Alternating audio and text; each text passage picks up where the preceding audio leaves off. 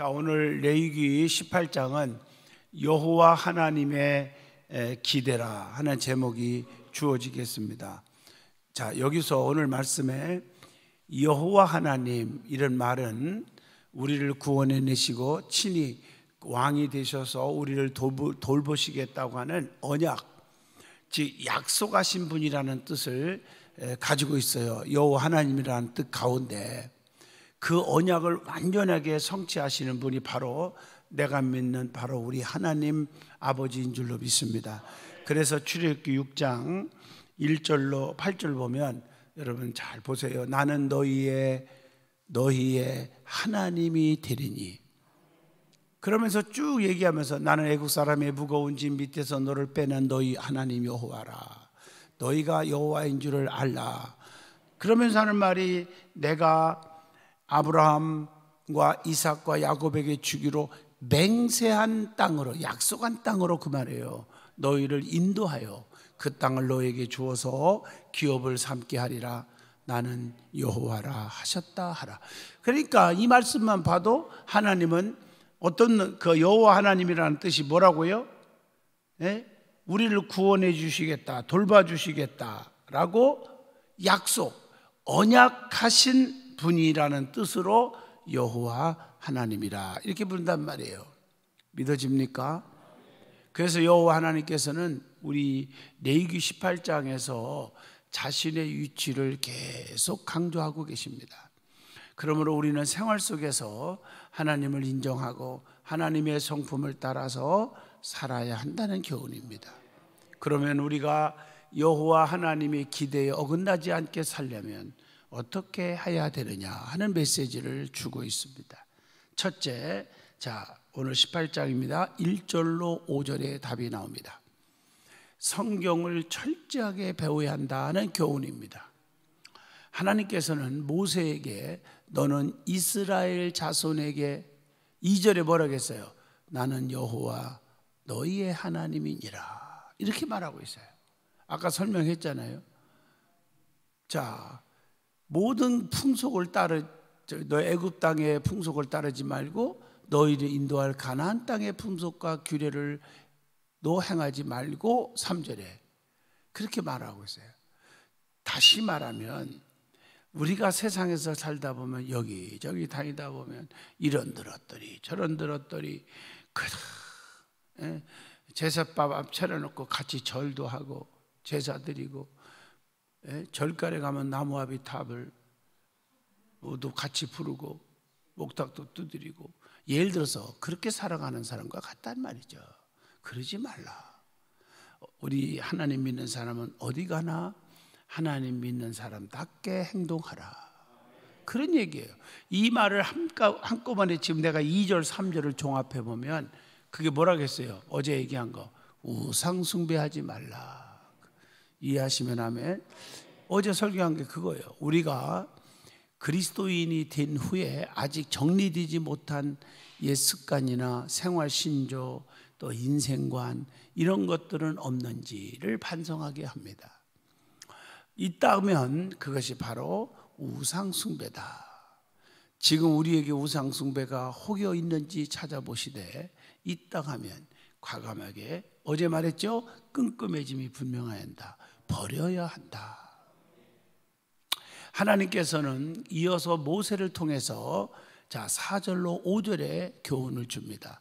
너희는 내 법도를 따르며 내 규례를 지켜 그대로 행하라. 그리하여야 살리라.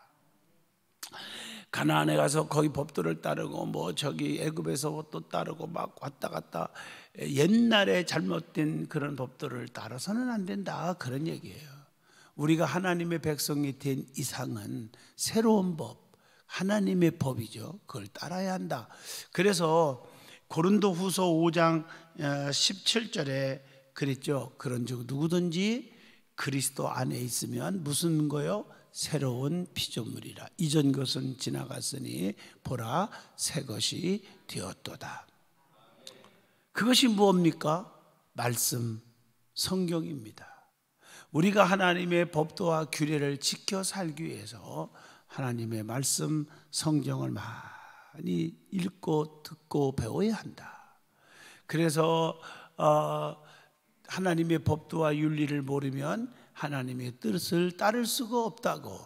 그래서 디모데후서 3장 14절에 우리에게 교훈을 해주고 있습니다. 그러면 우리는 성경을 얼마나 배우고 있는지, 얼마나 하나님 말씀 듣는 예배 시간에 철저하게 귀를 기울이고 있는지, 하나님의 말씀은 살아있는 말씀으로 사모하고 애절하게 말씀에 귀를 기울이고 있는지 굉장히 한번 중요시 여기고 새겨봐야 합니다. 두 번째로는 6절로 23절입니다. 주님과 바른 관계를 맺으라. 애굽 풍속이나 가나안의 풍속, 근친간에 문란한 그런 성관계, 이런 것들을 다 포함시켜서 여기서 얘기를 합니다. 하나님께서는 골육지친을 가까이 하여 하체를 범하지 말라. 레위기 18장 1절로 18절에 말합니다. 그러면서 여러 가지 얘기를 하지요. 8절에는 어미와의 관계도 조심, 9절에는 자매와의 관계, 10절에는 손녀와의 관계, 11절은 이복누이와의 관계, 12절은 고모와의 관계, 13절에는 이모와의 관계, 14절에는 숙모와의 관계, 15절에는 자부와의 관계, 16절에는 형수와 제수와의 관계, 18절에는 처제나 처형과의 관계. 이것들을 갖지 마라 하는 말은 근친, 참 조심하라는 거죠.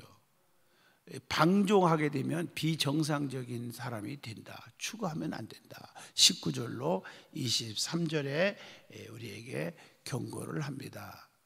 그래서 우리는 정결, 사랑, 절제가 우리가 따라야 한다라고 우리에게 권면을 주고 있습니다. 부부 생활도 마찬가지라고 생각합니다.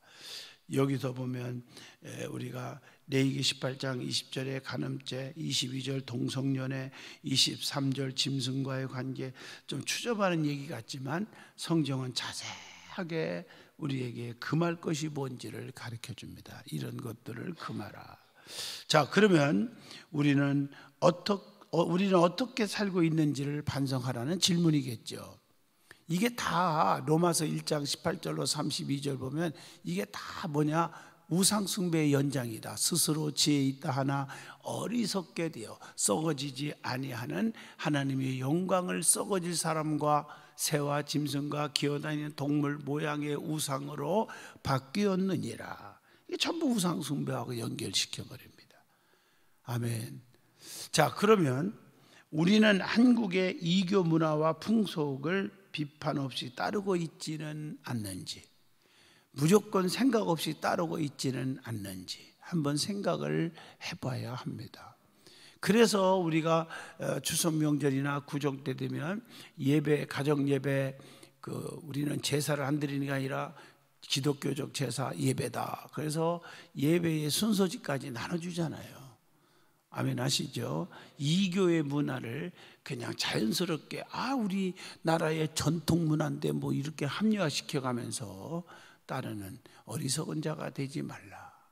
그래서 모든 범죄는 하나님과의 관계가 잘못되었을 때부터 시작이 되고 발전이 된다고 하는 교훈을 주고 있습니다. 그러므로 우리가 하나님의 사람으로 성화되어 가려면 하나님과의 바른 관계가 이루어져야 한다는 교훈입니다.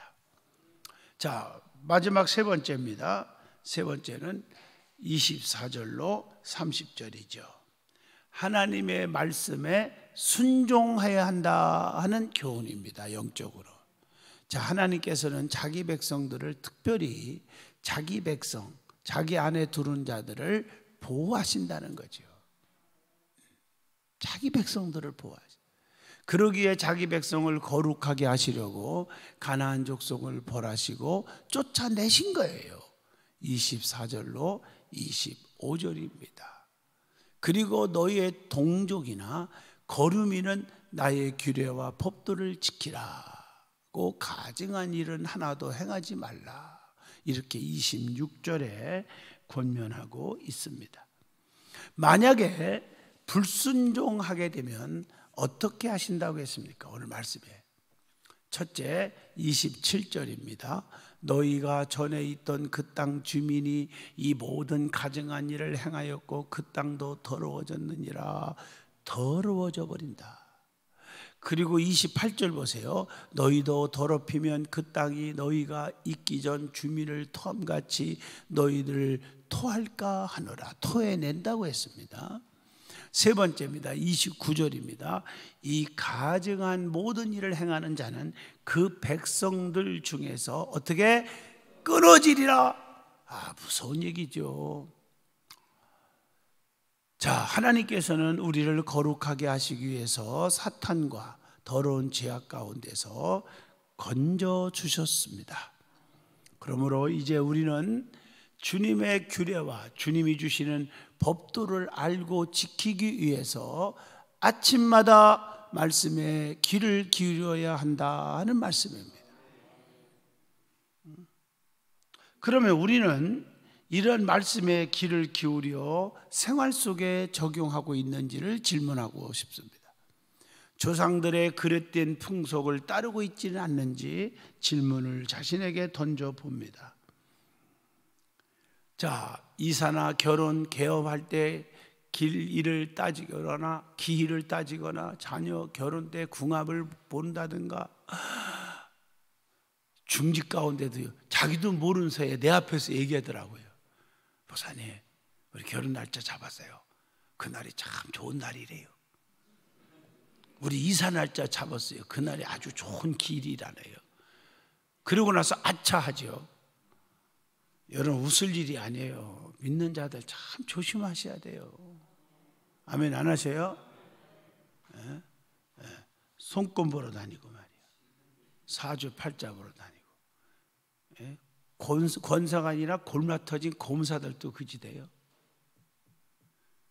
근데요, 그 순간은 그냥 기분 좋겠지요. 좋은 날이라고 잡았으니까. 근데 하나님 앞에는 어때요? 우상숭배, 원수가 되고. 자, 되는 일이 있을까 없을까? 없지요. 정신을 바짝 차리세요. 오늘 주시는 말씀에. 예? 반성하시기를 축복합니다.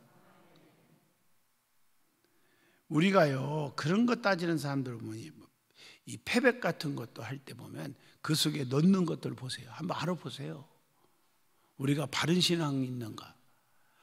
그래서 저는요, 우리 집도 패백도 나도 안 했고요. 결혼할 때요. 내가 결혼한 지가 몇 년 된지 아시지? 그렇게 멀지는 않았어도 결혼한 지가 꽤 됐어요. 그 시절에도 패백 안 했어요. 우리 자녀들도 하지 말라고 그랬어요. 그만 얘기해요. 부자되라. 아이고 참나. 근데 그 행위 가지고 복 받는 게 아니라 주는 거 보면 신랑 신부가 또 그 부모들이 저것들이 고모가 돼 갖고 얼마나 줬나. 돈만 그 액수를 보는 거지. 아이고 제밥에 관심이 있다고 말이야. 잘못된 풍습을 따르는 사람이 너무 많다. 장례 후에 사무제를 지낸다든가 이런 거 말이야. 귀신이 옵니까? 3일째 되는 날 마지막으로 떠납니까? 사람이 죽으면 그 순간 심판 판단이 끝내버려요. 육은 육으로 썩어지는 것으로 가는 겁니다. 믿어지면 아멘 하시죠. 그 성경대로 살아야 할 거 아니에요. 성경대로. 하나님 앞에 잘못된 신앙의 풍속은 큰 손해를 볼지라도 눈으로 볼 때는 남아태와 왕따를 당한다 할지라도 버려야 한다. 믿어지면 아멘. 예? 버려야 한다. 하나님께서는 다시 명령합니다. 자, 오늘 레위기 18장 30절입니다.